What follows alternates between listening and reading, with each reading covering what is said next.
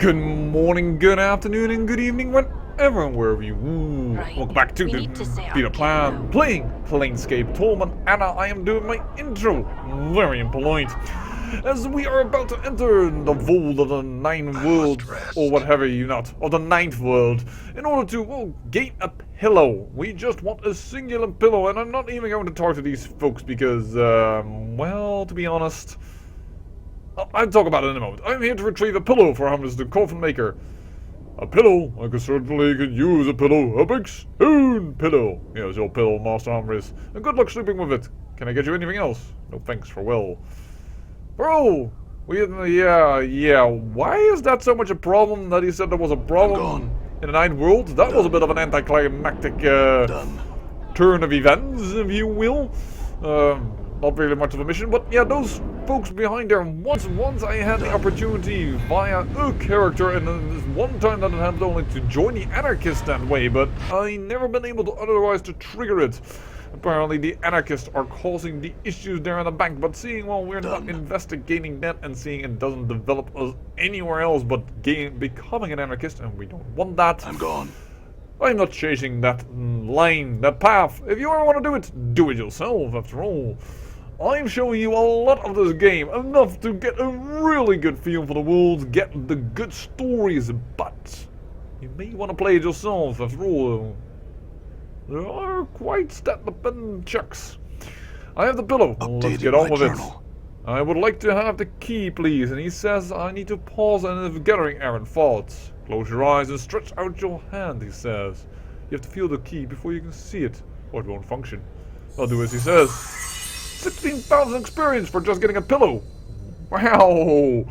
I wish I gained that much of experience when I gave somebody, I don't know, a cup of tea when they asked for it. You feel a touch in the palm of your calloused hand. At first you can barely feel it, but it rapidly grows in solidity in moments. Until finally Xander says, open your eyes. When you do, you see a simple black feather in the palm of your hand. My work is finished, says Xander. Use that key on the leftmost door of the foundry, and the dream builder will open for you. I must go now. I have work to attend to. My thanks, Xander, and farewell. Updated my journal. Well, let's see what happens. What do we dream about when we finally can dream? Because we have said to already several people that we actually do not dream. So we kind of would like to see. All right.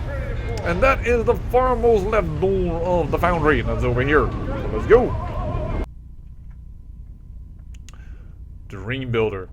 You find yourself standing under a hangsman's noose. A gravelly voice cackles out from the darkness. You dream again. Again. Your body seems strangely light and airy, like you've lost control of it, like the winds blow you where they will.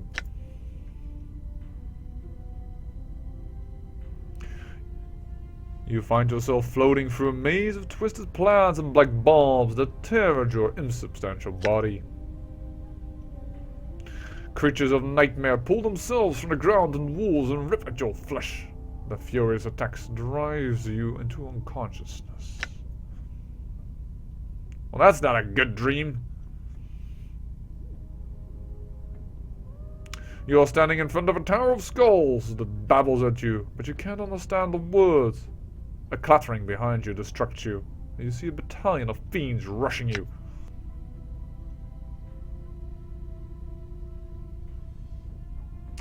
You are standing in a maze again, and the stench of death surrounds you. You know you have killed them. All of them. The cackling voice breaks in once again. Oh, my pretty little puzzle.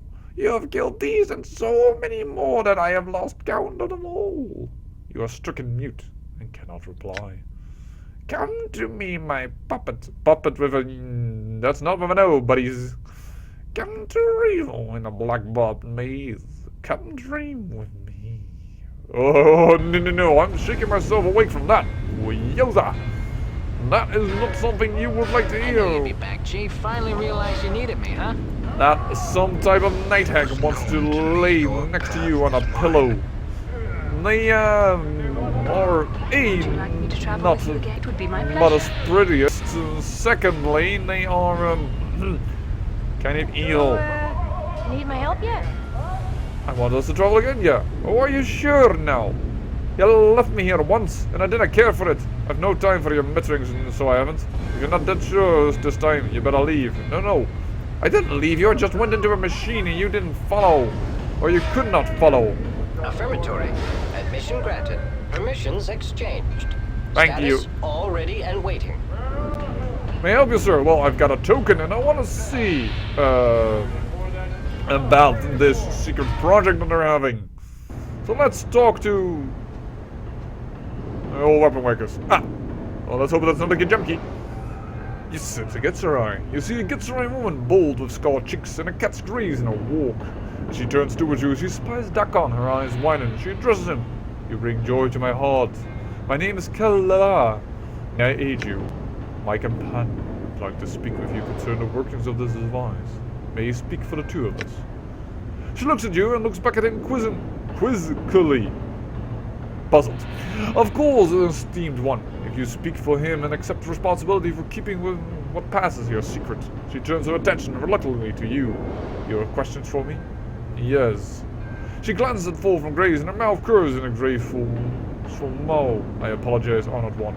But I cannot speak of this. I am both contractually and magically bound not to speak of this in the hearing of certain manifestations, shall we say, of belief. She turns to the succubus.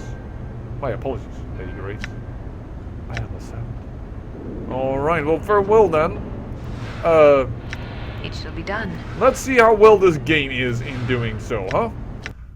Reform the party, leave Grace in the same room. Very well. I shall remain here until you return. But talk to her nonetheless. And now she does it. I trust your companion's discretion. She's just standing over there, but nonetheless. Tell me what this device does. A device sprouts forth a certain type of magical fire that harms even those resistant to ordinary fire. We are working on applications that might even get around the creature's magical resistance. And what other applications might it have, aside from its weapon values? It can be used as an excellent mining device. If done properly, it could harvest whole swatches of forest or fields of grain. It could harden the shell of a limbos material for a time. We've even tried lesser application of the technology there. Or even be used as a propulsion across the spheres of Kasari. Its use are limited by one's imagination. It's not purely a weapon of destruction.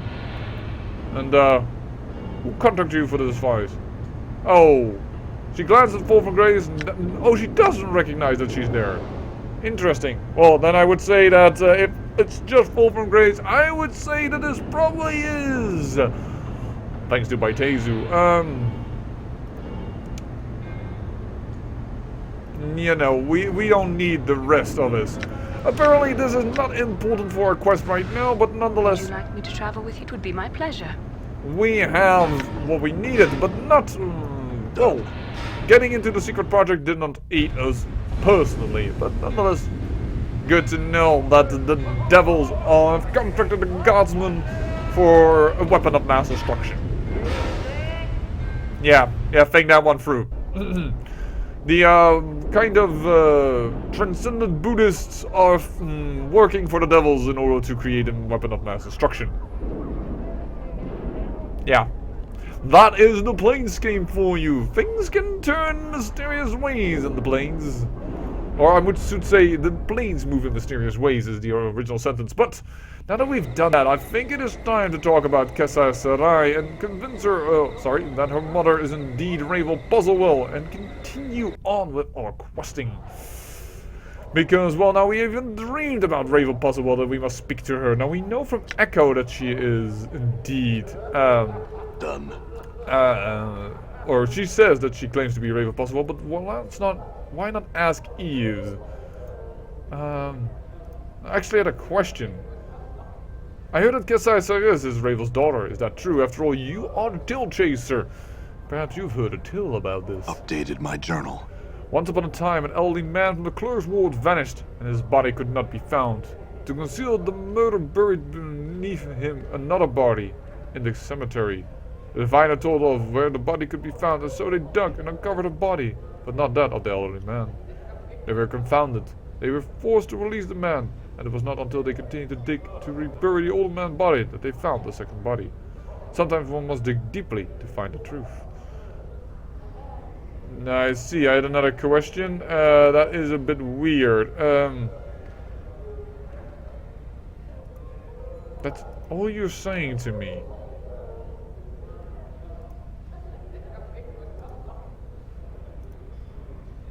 We already talked about this question. Updated Alright. my journal. Oh, that's all I wish to know. Wait, there's more. Though my tale ends with Ravel's demise, there are some that claim its Echo is... Yeah, we already knew that. We already asked Echo. Alright. Or did we ask Nanny Nine Eyes? Now I'm beginning to wonder, who did we ask? Updated my journal. Beats me. Maybe you should ask Juliet. She and Cassandra used to be really good friends. But Juliet met Montague and now they don't talk much. Ah, Juliet. Alright, thank you, Ninny. I'm gone. There you go. Oh, darn, we never even returned her. Well, that's good that we returned then. Juliet looks to you hopefully. Well, anything yet? Montague seems disinterested. I recall him saying he was... Yeah, he was saying he was bored with things in any case. Updated my journal. Juliet looked shocked. He said, what? How could I have been so... Oh, it would appear as if my relation had the troubles I so desired. And I merely missed them in all my melancholy. Perhaps, but I had some questions now. Oh, go on, if thou must. I've heard Cassandra Sarah is Ravel's daughter, is that true? Updated my journal. I thought I might have heard that name before. I know that the truth of it, but I have heard such a rumor. Then I wish to ask Kimaxi Anatong that very same questions. They are half-sisters, does he? I see. That's all I wish to know. Kimaxi Anatong, the sharp-tongued lady here with the goat legs. Oh, it's you again. Just can't get enough of me, huh? I had some questions. I heard that Cassandra Sidis is Ravel's daughter. Is that true? She shrugs. As far as I know, yes. She looks at you suspicious. Why? I asked her about it and she denied it. So, not as if it's any of your business in the first place. I also heard that you're Cassandra Sarah's half sister. Yes, I'm related to the chubby, mooling, hooked-nosed daydreamers. Same father, different mother. So? Well, hold on a minute. If you have the same father, and you both have demonic influences, now unless your father was a demon lover, your father might be the demonic influence, and then Cassandra Sarah is a combination of a night hag and a demon. You're starting to scare me, lady. Yes, I'm related to the chubby. I was hoping that you could help me find out if Cassandra is really Ravel's daughter. Kamaski frowns at you. Normally I'd be loath to help you like this, but I have a feeling I'd upset that flirting, preening duxie good and well. Tell her to ask her father. He's a powerful Cambion. Yep, voila. She ought to be able to call him right there and then there. Then we can get your answer. Cambion? Yes, Cambion. Kamaxi rolls her eyes. Didn't you hear me the first time? You was all stopped up with the last of your brains running out of them? I'm asking what one is. My, you're clueless. She shakes her head sadly, tooting all the while. A half-bean Burke. Sort of like you, but you're half dung, I think. You smell at any rate. But I have you, Kimaxki. You wish you were half Kimaxki, sod. Even if you ended up with a goat's bum on your shoulder, it'd be better than scarred up face of yours. Oh, well, I don't have time for this. So indeed, their father is the demonic influence. Holy shame. Combination of a half-fight and a night hag. That's kind of scary. I had some questions. Because I talked to Kimaxi. She told me she's your half-sister and that Ravel's your mother. Kasari snarls, her eyes blazing with malice. That hells! How I loathe that woman. Why would you even believe that sort of tripe? She says that you deny it and in fact may not know it, but that's true. She said you could ask your father. He would tell you. Updated my journal. Kasai stares at you silently for a time. Give me a moment. She turns from you and she begins to mutter softly. The air seems to shimmer around her slightly and fills with a coppery smell like warm blood. Wait patiently. Kasai remains turned away for you for a moment before finally coming to face you. I did not want to believe that wicked hag may have been my mother.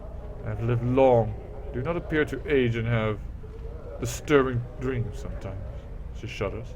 But still, I do not wish to be an inheritor of the evil she caused, nor draw the lady's gaze as my mother did. Such evil things she did. Yes, I understand, but I need you to give you a piece of yourself, Kasai, if you are indeed of Ravel's blood. She looks alarmed. Pardon? Sorry, the portal key to Ravel's maze is a piece of her, and you are of her blood. That's close enough. Kasai gasped. You intend to seek her out? The surprise quickly changes to an expression of wariness. What would you need of me? Your blood, most likely. Only a drop or two, I'm sure.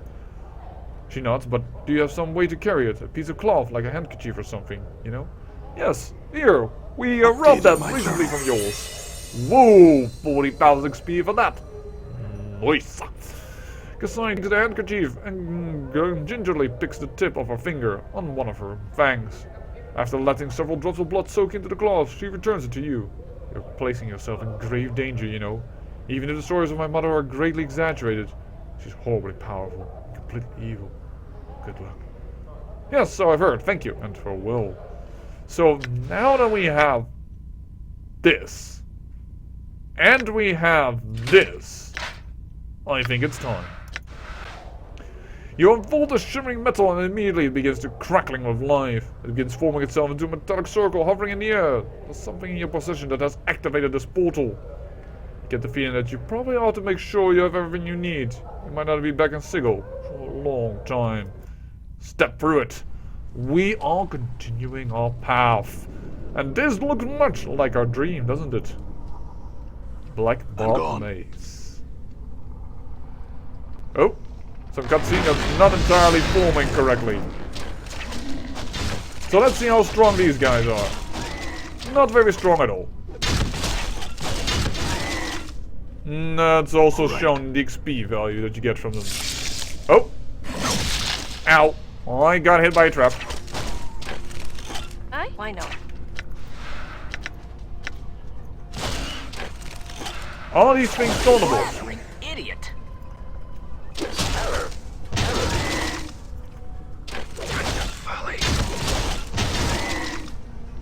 Oh, I say this is just some XP gathering. Oh, he's standing on the other side though, so he's not much of a problem. Ow, Northam gets hit. What is the key here? Well, we already found her. Ravel Puzzlewell. We are entering the next phase of our game. Okay. And as such, I think that conversation should be left for our next episode. I say I thank you for watching, and remember, great peril in you is great beauty.